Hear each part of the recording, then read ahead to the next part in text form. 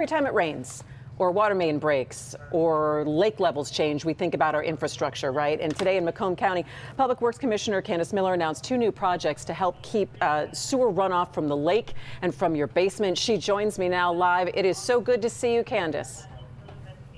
Good to see you, Christy. All right, so you are in St. Clair Shores. Give us an idea of exactly where you are along the canal and what's going on. Okay. So we are standing in what we call our Chapatin Pump Station. This is in St. Clair Shores, right at the foot of 9 Mile Road in Jefferson. So it's right on Lake St. Clair. And for decades, this pump station has been discharging combined sewer overflows every time we have a heavy rain event in the area here. So it's, old, antiquated infrastructure that needs to upgrade. And that's what we really have been trying to do here. We've already done a number of things at our pump station since I've had this job. That has reduced our combined sewer overflows, CSOs as we call them, by about 40%. And the project that we just announced this morning is a $43 million project that is going to reduce our combined sewer overflows from this pump station by an additional 40%. So we are making enormous strides, and it's something that has been going on forever, and it shouldn't be. Even though we are permitted by the state of Michigan to do what we're doing, that begs the question about why are we doing this in 2023. We have to think about water quality. Water quality, of course, on the shores of Lake St. Clair here. Water quality equals quality of life. It's our drinking water supply. We recreate in it. And so this project is going to help us reduce the CSOs. It is also going to position us with climate change or whatever's happening. We're getting a lot more rain, and the intensity of rain is a lot more as well, and the experts say to expect that to continue. And so we don't want to be flooding people's basements either. So that's the real impetus behind the project today as well. We're spending about $15.5 million on completely redoing the electrical here. Our switch panels are 55 years old. We're buying 3 new megawatt, 2 megawatt generators here, because guess what happens when you have a heavy rain event in a storm? The power goes out. So we don't want to have that. We need to have redundancy in our power feed, and so we're very excited with this project today, and it is all paid for. If you're a ratepayer out there, your rates are not going to increase because of this project. We were able to successfully get ARPA money, American Rescue Plan money, both from the state and Macomb County. You kind of talk about the age-old question of looking at the old infrastructure and how you then prioritize all of the projects since you have taken this job as a Public Works Commissioner, Candice. When you look at what needs to be replaced, what needs to be done, and then the funding that's available, what's the balance in finding out where you can start first?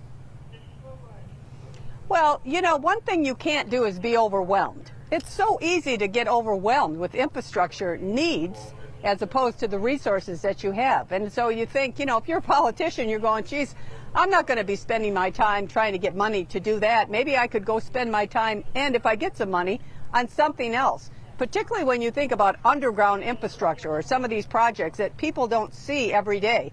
Out of sight, out of mind. Until, you have a sinkhole collapse because the sewer collapses. And you can't flush your toilet, or until you can't take your kids or your grandchildren to the beach because the E. coli levels are too high because of combined sewer overflows. Whether you're swimming or you're fishing or you're boating or a drinking water supply here, we all use our magnificent Lake St. Clair in the Great Lakes, and it's for all of us to be better stewards of the environment, certainly. And for those of us that are in a position to do something, we really have to educate our public, which I'll tell you, in Macomb County, we are fully on board with expending these kinds of funds because we recognize the economic impetus that we all benefit from, that accrues positively to all of us with the beautiful shoreline that we have here, the opportunity that we have. And I think going forward, when you think about the state, and of course a huge issue is we're losing demographically, people are leaving Michigan, unfortunately. One of the things that's a driver, I think, in a decision is quality of life. It's not always economics, although that's very important. Quality of life, and the kind of project that we announced here today is all about water quality. It equals quality of life.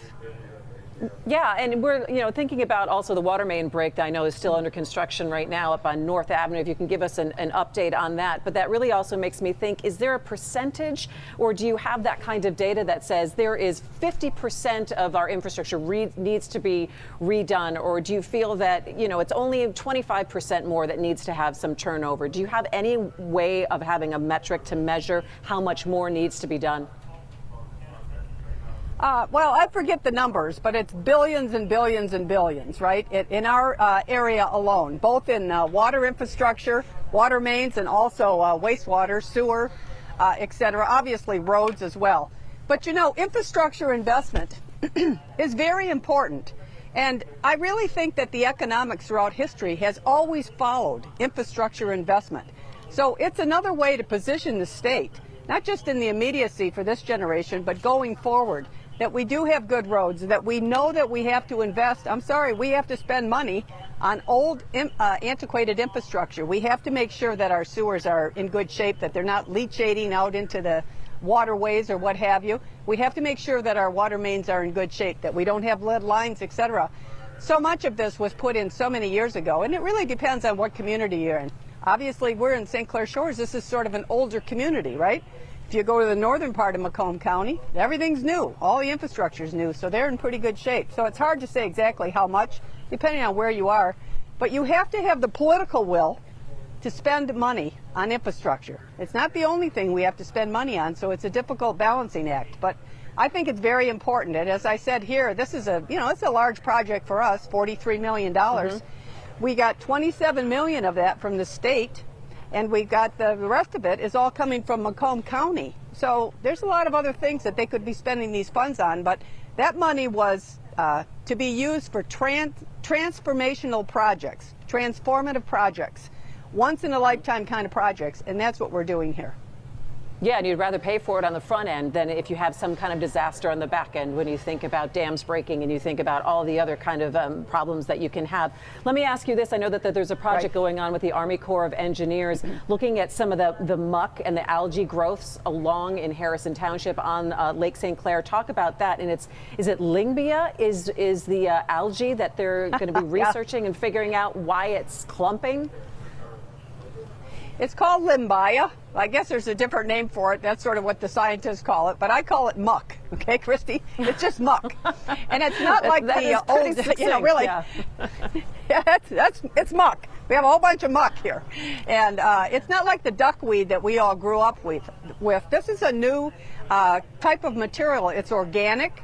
Something's causing it, and we have entered in, we being Macomb County, has entered into a study, a partnership with the United States Army Corps of Engineers to study this limbia. So it's a 2-year study. They've already taken a bunch of samples, which they are analyzing.